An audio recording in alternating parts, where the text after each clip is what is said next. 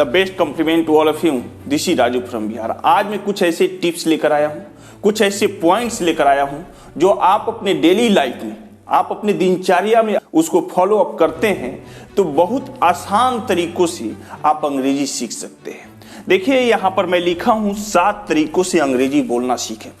यानी ये 7 तरीके आप अपने जीवन में, आप अपने दिनचर्या में, आप अपने रोजमर्रा की जिंदगी में अगर इसे उतार रहे हैं तो आप बहुत आसानी से अंग्रेजी सीख सकते हैं। देखिए कहा जाता है ना कि when man try a stone converts into water. जब मानव जोर लगाता है ना तो पत्थर भी पानी बन जाता है। अगर आप कोशिश करते हैं, अगर आप रोज इसको अपनी लाइफ में उतारते हैं, तो रोज थोड़ा थोड़ा अभ्यास करते हैं, रोज प्रयास करते हैं, रोज कोशिश करते हैं, रोज थोड़ा थोड़ा प्रैक्टिकल करते हैं तो आप बहुत आसान तरीकों से, आसान चीज़ों से, आसान टिप्स से आप अंग्रेजी सीख सकते हैं। देखिए ये पहला नियम है कि रीडिंग स्किल। अगर आप अंग्रेजी सीखना चाहते हैं, आप अंग्रेजी बोलना चाहते हैं, अंग्रेजी में कुछ लिखना चाहते हैं तो आपको पहला स्किल अपनाना होगा और वो है रीडिंग स्किल। यानी पढ़ने की आदत आपको डालनी होगी, पढ़ने की कुशलता आपको बढ़ानी होगी। देखिए आप कोई भी सब्जेक्ट पढ़ रहे हो, चाहे वो फिजिक्स पढ़ रहे हो, चाहे केमिस्ट्री पढ़ रहे हो, चाहे कॉमर्स पढ़ रहे हो, चाहे बायोलॉजी पढ़ रहे हो, चाहे भूगोल, मतलब कोई भी सब्जेक्ट्स अगर आप पढ़ रहे हैं, उसी के साथ रोज अगर आप 10 मिनट, 15 मिनट, 20 मिनट या रोज 4 पेज 5 पेज रीडिंग का हैबिट्स डालते हैं, यानी पढ़ने की आदत बनाते हैं, तो आई होप जो रीडिंग की कुशलता है वो धीरे धीरे आप में इंप्रूव हो जाएगी और आप एक बेहतर रीडर बन सकते हैं। और उसके बाद अगर आपको रीडिंग करना है तो क्या रीड कर सकते हैं। मैं यहां लिखा हूं कोई क्लास का बुक ले सकते हैं, कोई भी क्लास हो, चाहे वो दूसरा का हो, चौथा का हो, 5वां का हो, 8वां का हो, चाहे आपका अपना ही सब्जेक्ट है, उसी सब्जेक्ट को रोज कम से कम 10 मिनट, 15 मिनट, 20 मिनट रीडिंग करें, रीडिंग करने की आदत डालें। उसके बाद आप इंग्लिश न्यूज़पेपर ले सकते हैं, उसको रीडिंग कर सकते हैं। उसके बाद आप मैगजीन ले सकते हैं, इंग्लिश मैगजीन बहुत सारे आते हैं, उसको पढ़कर आप अपनी इंग्लिश को इंप्रूव कर सकते हैं। उसके बाद इंग्लिश ऐसे बुक्स ले सकते हैं, ऐसे पढ़िए, डॉरी सिस्टम पर ऐसे आता है उस पर पढ़िए, पॉल्यूशन पर ऐसे आता है उस पर पढ़िए, होली पर ऐसे आता है उस पर पढ़िए, कोई लेटर है इंग्लिश में उसको पढ़िए। उसके बाद इंग्लिश स्टोरी बुक ले सकते हैं। इस तरह आप रीड कर करके रोज अभ्यास करके, रोज प्रयास करके, थोड़ी थोड़ी बढ़ा करके आप अपने रीडिंग की कुशलता जो है वो इंप्रूव करके आप एक अच्छे रीडर बन सकते हैं। एक और बात मैं कहना चाहूंगा कि रीडिंग करते वक्त आपके सामने बहुत सारी परेशानियां आ सकती है। कभी प्रोनाउंसिएशन का प्रॉब्लम हो सकता है, कभी स्पेलिंग का प्रॉब्लम हो सकता है, कभी कभी आपको बोरिंग फील होने लगेगा, तो इससे घबराना नहीं है। भाई साहब दुनिया के कोई भी लैंग्वेज सीखेंगे, चाहे वो बंगाली सीखे, चाहे वो उर्दू सीखे, चाहे वो फारसी सीखे, चाहे मलयालम सीखे, चाहे तमिल सीखे, चाहे कन्नड़ सीखे, चाहे कोई भी आप भाषा सीखेंगे ना तो थोड़ी सी परेशानी होगी, थोड़ी सी समस्या होगी, थोड़ी सी अड़चन आएगी, थोड़ा सा बोरियत फील होगा, लेकिन इससे आपको घबराना नहीं है। आप रोज कम से कम 20 मिनट 25 मिनट रीडिंग दे, आपका इंग्लिश इंप्रूव हो जाएगा। दूसरा मैं बात करूं तो राइटिंग स्किल पर ध्यान देना, यानी लिखने की कुशलता को आपको बढ़ाना होगा। आप रोज कुछ न कुछ लिखने की आदत डालें। और मैं ये नहीं कह रहा हूं कि आप स्पेशल चीज कुछ लिखें, आप जो भी सब्जेक्ट पढ़ते हैं, भाई पढ़ते हैं ना, अगर आप स्टूडेंट हैं तो कुछ न कुछ पढ़ते ही होंगे, तो जो भी सब्जेक्ट आप लिखते हो, चाहे वो फिजिक्स का लिखते हो, चाहे वो केमिस्ट्री का लिखते हो, चाहे वो बायोलॉजी का लिखते हो, चाहे वो मैथमेटिक्स का लिखते हो, चाहे जो भी आप सब्जेक्ट लिखते हो, कंप्यूटर का भी लिखते हो, तो उसमें इंग्लिश वर्ड्स का मिक्स करें, इंग्लिश वर्ड्स मिक्स करें, थोड़ा थोड़ा इंग्लिश उसमें लिखें और अपना राइटिंग स्किल्स को बढ़ाएं। देखिए ऐसा कहा जाता है ना कि 1 time writing is better than 10 times reading. 1 time writing is better than 10 times reading. अगर एक बार आप लिख रहे हैं ना तो 10 बार पढ़ने के बराबर होता है। तो आप जितना ज्यादा हो सके 2 पेज 4 पेज डेली लिखने की आदत डालें। आप जो सब्जेक्ट राइटिंग कर रहे हैं, मैं शुरू में ही बोला कि आप जो सब्जेक्ट राइटिंग कर रहे हैं उसमें इंग्लिश वर्ड्स मिक्स कर सकते हैं। घरेलू लिस्ट कोई तैयार कर रहे हैं, सपोज दैट आप घर का कोई सामान के लिए लिस्ट तैयार कर रहे हैं, उसको आप इंग्लिश में ही लिखें, या अदरवाइज रोज सादा पेज लेकर के कम से कम 1 पेजेज 2 पेजेज 3 पेजेज 4 पेजेज जितने पेजेज में आप कंफर्टेबल हो उतने पेज में आप राइटिंग लिख सकते हैं। छोटा छोटा इंग्लिश स्टोरी लिख सकते हैं। उससे भी नहीं है तो आप व्हाट्सएप फेसबुक चलाते हैं, उसमें किसी का वीडियो क्लिप देख रहे हैं, उसमें इंग्लिश में आप कमेंट कर सकते हैं। नहीं तो व्हाट्सएप फेसबुक पर ही एक अच्छा सा स्टोरी क्रिएट करके शेयर भी कर सकते हैं। या बहुत सारे आप अगर वीडियो देख रहे हैं तो सब पर थोड़ा थोड़ा 2-2 लाइन 4-4 लाइन कमेंट करने की कोशिश करें, उसका फीडबैक इंग्लिश में ही आएगा। और जब इंग्लिश में आएगा तो थोड़ा थोड़ा कर करके आपकी जो इंग्लिश वर्ड्स हैं, इंग्लिश वैकअप्स हैं यानी वैकेबुलरी है, वो आप में इंप्रूव होगा। और आई होप राइटिंग स्किल भी इस माध्यम से बढ़ सकता है। तीसरा मैं बात करूं तो लिसनिंग स्किल यानी सुनने की कुशलता आपको बढ़ाना होगा, यानी सुनने की आदत डालना होगा। ऐसा कहा जाता है कि a good listener can be a good speaker. एक अच्छा सुनने वाला व्यक्ति ही एक अच्छा वक्ता बन सकता है। और आप क्या सुनेंगे? किसी इंग्लिश स्पीकर की बात सुनिए, बहुत सारे इंग्लिश स्पीकर से, और आप जिस लाइन से हैं, अगर आप स्टूडेंट्स पीरियड में हैं तो बहुत सारे ऐसे टीचर हैं जो इंग्लिश मीडियम में पढ़ाते हैं, उनकी बात सुने। आप अपना सब्जेक्ट का ही टीचर इंग्लिश मीडियम को चुन ले और उसकी बातों को सुनने की कोशिश करें। कोई इंग्लिश में डिबेट्स हो रहा है यानी डिस्कशन हो रहा है, उसको ध्यान से सुने।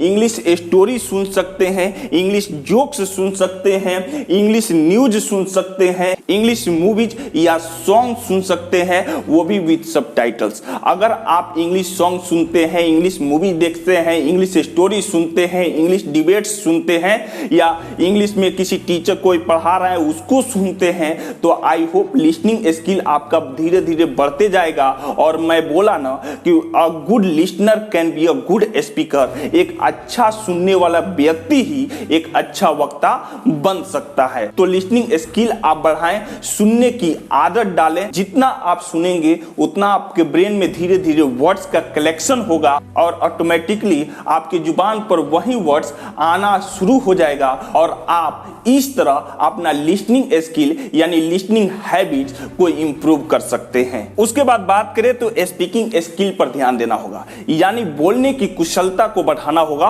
बोलने की आदत डालनी होगी। देखिए, आप तभी बोल सकते हैं जब आप रीडिंग करते हैं, आप तभी बोल सकते हैं जब आप राइटिंग करते हैं, आप तभी बोल सकते हैं जब आप लिसनिंग करते हैं। तो देखिए, बिना लिसनिंग किए हुए, बिना राइटिंग किए हुए, बिना रीडिंग किए हुए आप अच्छी तरह से नहीं बोल सकते हैं। तो स्पीकिंग स्किल को बढ़ाना है तो आपको छोटे छोटे वर्ड्स से शुरुआत करना होगा, छोटे छोटे शॉर्ट सेंटेंसेस से शुरुआत करना होगा।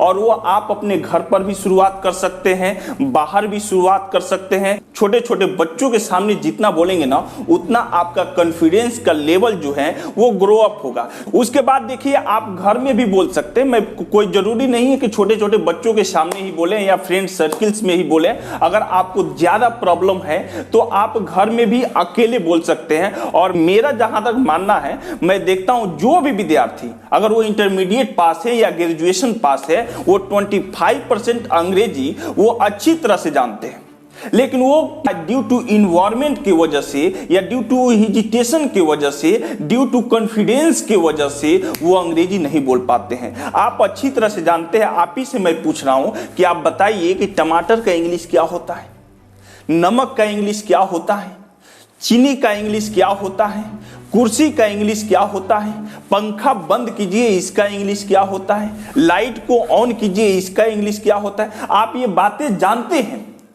लेकिन आप बोल नहीं पाते हैं क्योंकि वैसा इन्वायरमेंट आपको नहीं मिल पाता है, वैसा फ्रेंड सर्किल आपको नहीं मिल पाता है, या किसी प्रकार के कोई अनजाना डर रहता है, या आप हिजिटेट करते हैं इसी वजह से। नहीं तो आप अच्छी तरह से जानते हैं कि पानी का इंग्लिश वाटर होता है, पंखा बंद करने का English switch off the fan होता है, पंखा चालू करने का English switch on the fan होता है, कुर्सी का इंग्लिश चेयर होता है, लेकिन ये बोल नहीं पाते हैं क्योंकि आपको डर लगा रहता है, क्योंकि आपके अंदर हिजिटेशन रहता है, क्योंकि आपका कॉन्फिडेंस का जो लेवल है वो बहुत नीचे है। तो आप ये छोटे छोटे वर्ड्स या छोटे छोटे सेंटेंस बिना हिजिटेशन के, बिना डर के, आप अपने कॉन्फिडेंस के साथ इसको बोल सकते हैं, रूम में बोल सकते हैं, छोटे छोटे बच्चों के सामने बोल सकते हैं। वो कैसे बोलेंगे? Please come here, please sit down, please go up, please come down, please switch on the fan, please switch off the fan, please switch off the light, put your shoes, put your slipper. ये जब छोटे छोटे sentence, छोटे छोटे words धीरे धीरे आप अपने डेली लाइफ में बोलना स्टार्ट करेंगे ना, तो I hope 3 to 4 months, within 3 to 4 months you can be a good speaker in your life। एक और छोटा सा तरीका मैं बता दे रहा हूं कि अगर आपके अंदर रीडिंग स्किल इंप्रूव हो गया, रीडिंग की आप हैबिट डाल दीजिए, राइटिंग स्किल इंप्रूव हो गया, राइटिंग की आप हैबिट डाल दीजिए, लिसनिंग स्किल इंप्रूव हो गया, लिसनिंग का आप हैबिट डाल लिए, स्पीकिंग स्किल इंप्रूव हो गया, स्पीकिंग का हैबिट अगर डाल लिए, तो फिर आप कहाँ जाएंगे? उसके बाद आपको और इंप्रूव करना होगा, तो आप क्या करेंगे? तो मेरा एक छोटा सा सुझाव मानिए कि आप अपने गांव में जहां भी रहते हैं वहां 2-4 प्राइमरी स्कूल जरूर मिलेगा, वो सभी प्राइमरी स्कूल में जाइए, आधा घंटा का समय लेकर आप वहां पर कुछ वर्ड्स पढ़ाइए, कुछ सेंटेंसेज पढ़ाइए, कुछ स्टोरी कहिए इंग्लिश में ही, और बच्चों को कन्विंस करने की कोशिश कीजिए। इस माध्यम से भी आपके स्पीकिंग स्किल और इम्प्रूव हो जाएगा। जब प्राइमरी स्कूल कंप्लीट हो जाएगा तो 2-4 मिडिल स्कूल घूम लीजिए, आज जब मिडिल स्कूल कंप्लीट हो जाएगा 2-4 हाई स्कूल घूम लीजिए। आप अच्छी तरह से जानते हैं ना कि मैं भी इसी तरह अपने आप को ग्रो अप किया हूं। आज मेरे अंदर किसी प्रकार का कोई हिजिटेशन नहीं है, आज मेरे अंदर किसी प्रकार का कोई डर भय नहीं है। आज मैं फुल्ली कॉन्फिडेंस के साथ किसी भी स्कूल में जाकर क्लास कराता हूं। तो आप भी अगर चाहते हैं कि आपका कॉन्फिडेंस लेवल बढ़े, आपके अंदर से हिजिटेशन हटे, आपके अंदर से फियरनेस कम हो, तो आप भी प्राइमरी स्कूल, मिडिल स्कूल और हाई स्कूल का सहारा ले सकते हैं और वहां पर जाकर अपॉइंटमेंट लेकर आधा घंटा 1 घंटा योगदान दे सकते हैं। इससे होगा क्या कि आपका कॉन्फिडेंस तो बढ़ेगा ही, साथ साथ सामने वाला का भी कॉन्फिडेंस बढ़ेगा। आप कुछ सीखेंगे ही, साथ साथ सामने वाला भी कुछ सीखेगा। उसके बाद बात करें तो 5th नंबर, तो प्रैक्टिकल। आपको प्रैक्टिकल पर ध्यान देना होगा। किस पर ध्यान देना होगा? प्रैक्टिकल पर ध्यान देना होगा। देखिए, आप सब कुछ कर लिए, रीडिंग भी कर लिए, राइटिंग भी कर लिए, लिसनिंग भी कर लिए, स्पीकिंग भी कर लिए, लेकिन अगर आप प्रैक्टिकल नहीं करेंगे तो फिर कोई फायदा नहीं होगा। मैं प्रैक्टिकल के लिए अभी बोला ना कि आप प्राइमरी स्कूल जाइए, मिडिल स्कूल जाइए, हाई स्कूल जाइए, यही आपका प्रैक्टिकल है। प्रैक्टिकल, आप बिना प्रैक्टिकल को आपको कैसे पता चलेगा कि आप एक अच्छे अंग्रेजी वक्ता हैं कि नहीं है, आप अंग्रेजी बोल रहे हैं कि नहीं बोल रहे हैं। तो देखिए, प्रैक्टिकल करने के लिए भी मैं कुछ सोर्सेज बता दे रहा हूं। अगर आप इसको फॉलो अप करते हैं, आप इसको अपने डेली लाइफ में उतारते हैं, तो प्रैक्टिकल बहुत आसान हो जाएगा। यहाँ एक छोटा सा फॉर्मेट के माध्यम से समझने की कोशिश कीजिए। यहाँ मैं लिखा हूं प्रैक्टिकल। क्या लिखा हूं? प्रैक्टिकल। आप डायरेक्ट प्रैक्टिकल करते हैं ना, इसीलिए आपके अंदर हेजिटेशन और फियरनेस बढ़ जाता है। आप डायरेक्ट प्रैक्टिकल करने की कोशिश मत कीजिए। प्रैक्टिकल करने से पहले आपको प्रैक्टिस करना सख्त से सख्त जरूरी है। बिना प्रैक्टिस का प्रैक्टिकल करेंगे तो तुरंत आपके अंदर डर उत्पन्न हो जाएगा, तुरंत आपके अंदर हिचकिचाहट आने लगेगी। तो आप प्रैक्टिस कीजिए, और प्रैक्टिस से पहले आपको नॉलेज की जरूरत है। नॉलेज गेन कीजिए। और नॉलेज से पहले इंफॉर्मेशन की जरूरत है। देखिए, तो इंफॉर्मेशन से नॉलेज बनता है, नॉलेज से प्रैक्टिस होता है और प्रैक्टिस से प्रैक्टिकल होता है। तो मैं बात करूं इंफॉर्मेशन, तो आप ये इंफॉर्मेशन कहां से ले सकते हैं? इंफॉर्मेशन आप बुक से ले सकते हैं, इंफॉर्मेशन आप इंटरनेट से ले सकते हैं, इंफॉर्मेशन आप फ्रेंड सर्किल से ले सकते हैं, इंफॉर्मेशन आप न्यूज़पेपर से ले सकते हैं। तो जितना आपके अंदर इंफॉर्मेशन होगा उतना आपके पास नॉलेज होगा, और जितना आपके पास नॉलेज होगा उतना आप आसानी से प्रैक्टिस कर पाएंगे, और जितना आप प्रैक्टिस करेंगे उतना आपका प्रैक्टिकल होगा, उतना आपका प्रैक्टिकल होगा। प्रैक्टिस को लेकर ऐसा कहा जाता है ना कि practice makes a man perfect. जब आदमी प्रैक्टिस करने लगता है ना, अभ्यास करने लगता है ना, तो एक परफेक्ट आदमी बन जाता है। उसके बाद बात करें तो देखिए यहां कंसिस्टेंस प्रैक्टिस, मैं नीचे लिखा हूं 6 नंबर की कंसिस्टेंस प्रैक्टिस। आप अगर लगातार ये अभ्यास कर रहे हैं, लगातार अभ्यास कर रहे हैं, ये नहीं कि आप अच्छे स्पीकिंग करने लगे या अच्छे राइटिंग करने लगे या अच्छे लिसनर हो गए या अच्छे रीडर हो गए तो आप इसको छोड़ दें।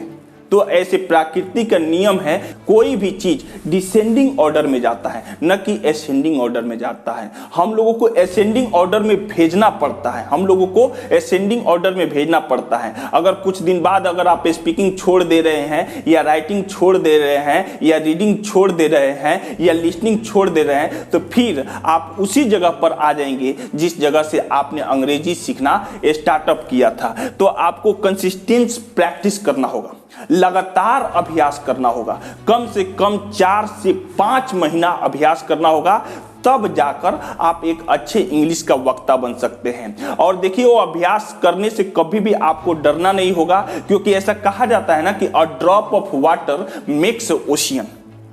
बूंद बूंद से घड़ा भरता है, बूंद बूंद से तालाब भरता है। एक बूंद पानी की कोई औकात नहीं है, वो पत्थर पर गिरे ना तो वो बूंद की पानी माइक्रो ड्रॉप में बदल जाएगा।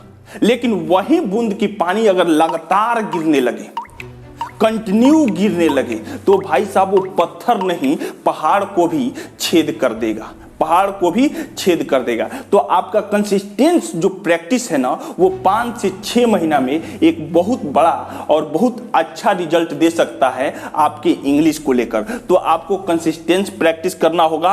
और लास्ट में 7वां नंबर बात करूं तो either follow the above mention process, either follow the above mention process, यानी जो भी मैं प्रोसेस बताया हूं उसको फॉलो कीजिए, या otherwise you give me 3 months, आप मुझे 3 महीना दीजिए। I teach you how to speak English, I teach you how to learn English, how to write English, how to read English with confidently, without hesitation and without fearness. आप मुझे 3 महीना दीजिए, बिना hesitation के, बिना डर भय के, विद द कॉन्फिडेंस। मैं वादा करता हूं कि आप अंग्रेजी सीख जाएंगे। तो ये रहा अंग्रेजी सीखने के कुछ साधारण टिप्स जिसके माध्यम से आप अंग्रेजी सीख सकते हैं। फिर मैं एक बार दोहरा दूं कि देखिए, सर्वप्रथम आपको रीडिंग स्किल पर ध्यान देना होगा, दूसरा आपको राइटिंग स्किल पर ध्यान देना होगा, तीसरा आपको लिसनिंग स्किल पर ध्यान देना होगा, चौथा आपको स्पीकिंग स्किल पर ध्यान देना होगा,